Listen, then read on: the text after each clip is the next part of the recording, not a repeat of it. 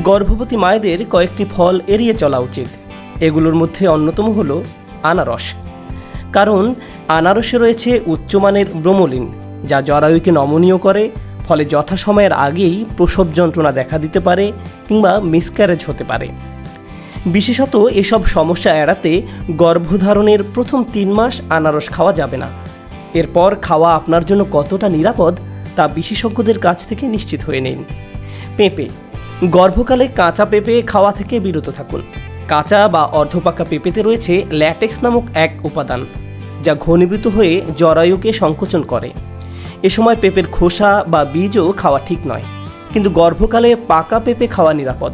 পাকা পেঁপেতে রয়েছে vitamin C ও অন্যান্য কার্যকরী উপাদান, যা কিনা গর্ভকালীন সময়ে হার্টবার্ন বা কোষ্ঠকাঠিন্য দূর করতে সাহায্য করে।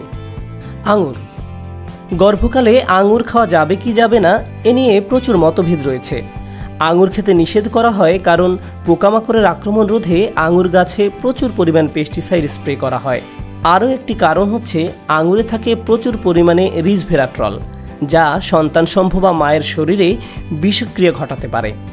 তবে প্রেগনেন্সিতে আঙুর খেয়ে শরীরে ভিটামিন এ ও সি এর যোগান দেওয়া সম্ভব। গাজর। প্রেগনেন্সিতে অতিরিক্ত গাজর খাওয়া শরীরের জন্য মারাত্মক ক্ষতিকর হতে পারে। শরীরে অতিরিক্ত বিটা ক্যারোটিন ত্বকের বিবর্ণতা ও ভ্রূণের ক্ষতি করতে পারে। যদিও এটির কোনো বৈজ্ঞানিক প্রমাণ নেই, তবুও খাওয়ার আগে অভিজ্ঞ চিকিৎসকের পরামর্শ মেনে চলাই ভালো।